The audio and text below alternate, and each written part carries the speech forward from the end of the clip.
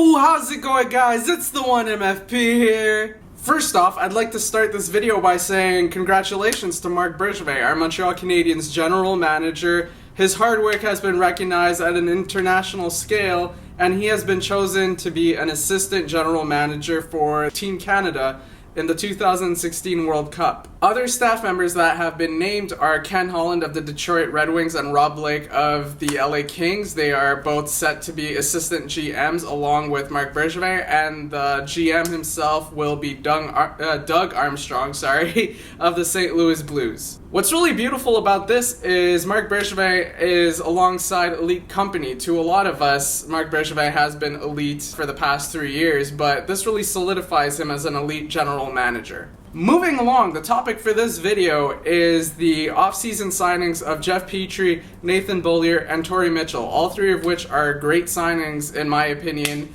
We will kind of look at why, but yeah, this kind of really works well with the whole Marc Bergevin getting named as a assistant general manager for Team Canada. You see, the job of a general manager has become increasingly difficult in the modern day NHL with the inclusions of a salary cap and the CBA. And I think these three signings really show how good Marc Bergevin is with these obstacles. He's very creative at working around these things. I think the Montreal Canadiens are a perfect example of how difficult a management job can be overall. I mean, you look at our star players, Carey Price, PK Subban, Max Pacioretty. A lot of people are worried that the Montreal Canadiens are kind of missing their window of opportunity because these guys are reaching their peaks, our stars are reaching their peaks, and well, the Montreal Canadiens are not bringing home this thing. Now, this is what I love about having Marc Bergevin as the general manager. He's not afraid to pull the trigger on massive deals when he feels it is fit. For instance, last year, the Vanek deal, all he traded was a second-round pick and Sebastian Kohlberg, who was a prospect who he didn't see was progressing enough to keep. So he saw that risk to be sufficient to sacrifice to get Thomas Vanek, an elite scorer. Now, last year we made it to the Eastern Conference Finals, and well, we didn't succeed at the Eastern Conference Finals, but it was a great run nonetheless. Then at the beginning of this season, a lot of people were saying that the Montreal Canadiens were one top four defenseman away from becoming a serious cup contender.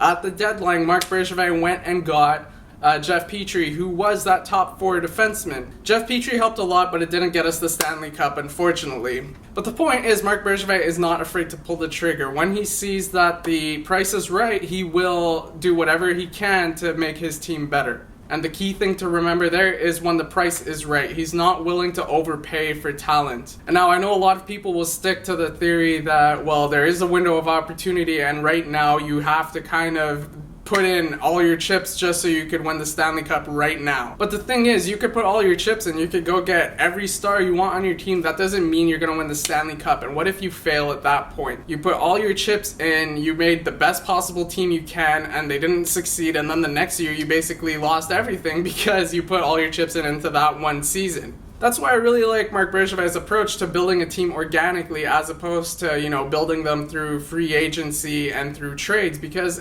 quite frankly, it's pretty much impossible to build a team through free agency and trades. It becomes way too costly and it's too much of a short-term vision. Alright, I'm getting a little bit carried away here. Let's get right into the signings. Ever since the introduction of a salary cap in the NHL, contracts have become a major topic of discussion.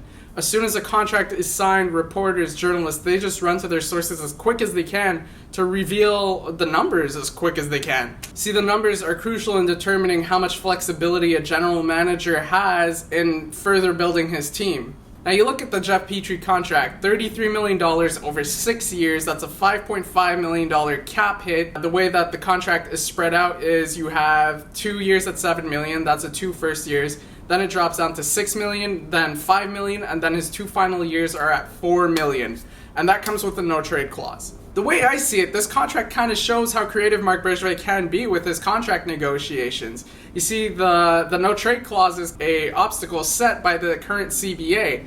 The way Marc Bergevin worked around that is you have a slightly front-loaded contract. You see it starts at a higher amount with $7 million, ends at $4 million. What that does is it increases Jeff Petry's tradability later in his career. So whatever the reason may be, say 4 years down the road, Jeff Petry wants to be traded. Say 4 years down the road, we need cap space. Whatever the reason is, 4 years down the road, if that option is needed, Marc Bergevin may have a better chance at trading Jeff Petry within the current means of the CBA. I mean, it's a highly attractive contract at that point. Say a team needs a player like Jeff Petry at that point in time.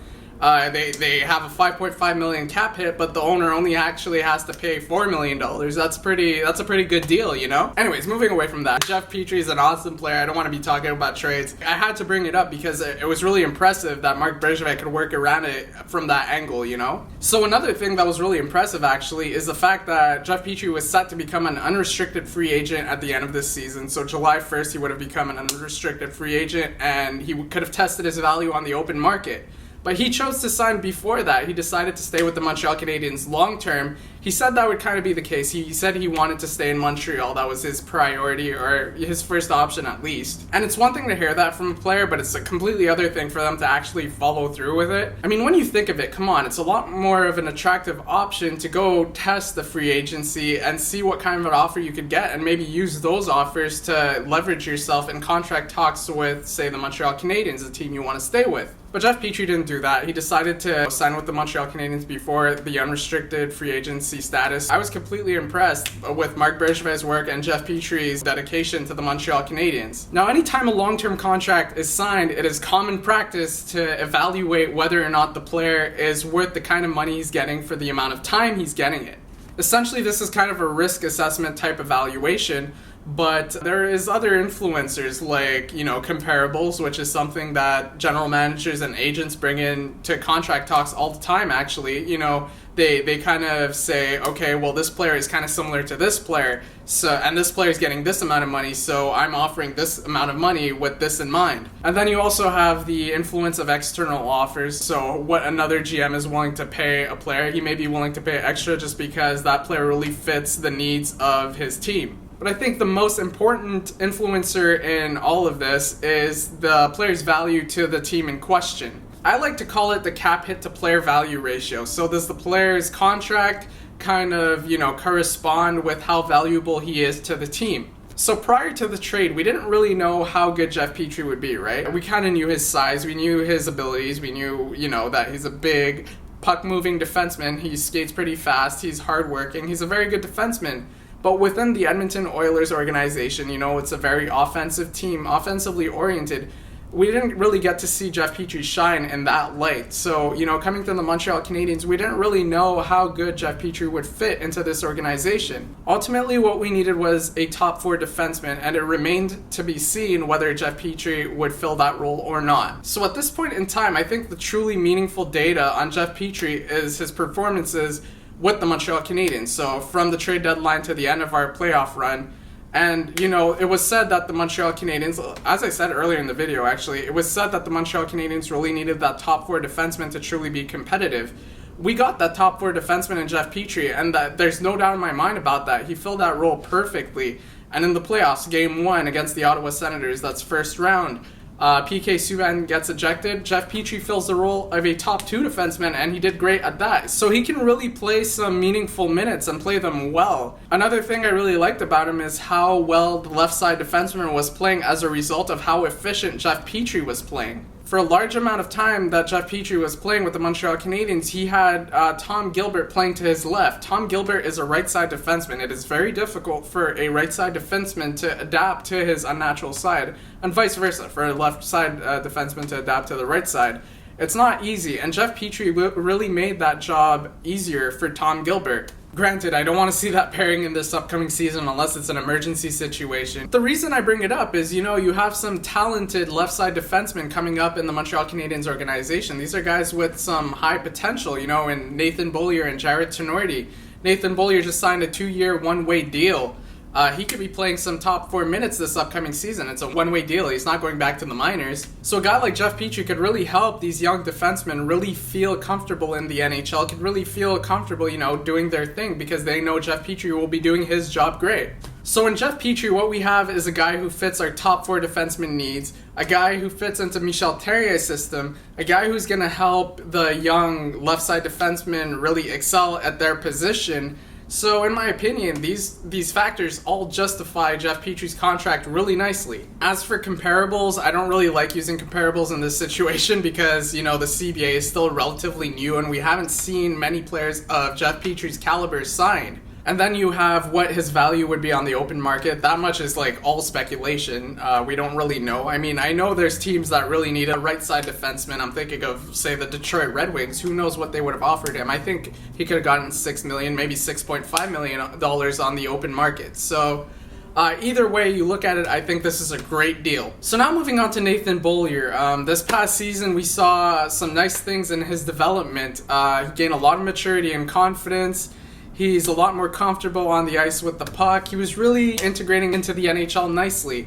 And even more so ever since the transaction for Sergei Gonchar. Sergei Gonchar visibly really helped in Nathan Bollier's development. So much so that I'm willing to say that Nathan Boullier will be on the main roster next season. You know, he will be part of the top 6 defensemen.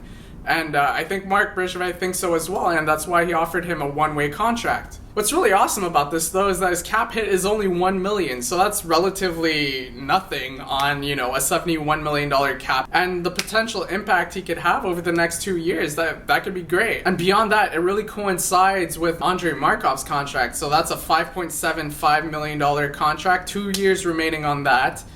2 years for Nathan Boullier. So when Nathan Boullier is in line for the raise, Markov will either retire or will get a, you know, reduction in his asking price because he will be an older player at that point, so he will be costing less. So once more, Marc Bergevin shows how creative he could be with his cap space and his contracts. Andrei Markov, when he got his contract, a lot of people were kind of apprehensive about the contract itself because it was a 3-year deal, $5.75 million. Everyone knew how valuable Markov was to the team. Nobody was really saying anything against that, but I think a lot of people would have been more comfortable with a 2-year deal. I think Marc Bergevin was pushing for a 2-year deal, but Markov was insistent on a 3-year deal.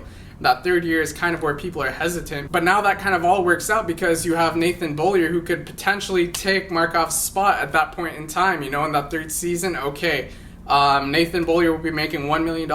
Markov will be making $5.75 million, but they will kind of, you know, equal each other out. All right, now on to Torrey Mitchell. He got a $3.6 million contract over 3 years, so that's a $1.2 million cap hit. That's a reduction from his $1.8 million cap hit in his last contract, and also it's a significant reduction in that his last season he was making $2.5 million. It was a backloaded contract, hence the reason why it was a $1.8 million cap hit. But nevertheless, $1.2 million, that's a significant reduction. So that was very impressive from Marc Bergevin, and it really says something about Torrey Mitchell's willingness to stay within the Montreal Canadiens organization. And ultimately, what we want are the type of players who are proud to be wearing this logo, you know what I mean? So having a Torrey Mitchell on our team, or a Jeff Petry, you know, guys who really want to stay within the organization, that means a lot.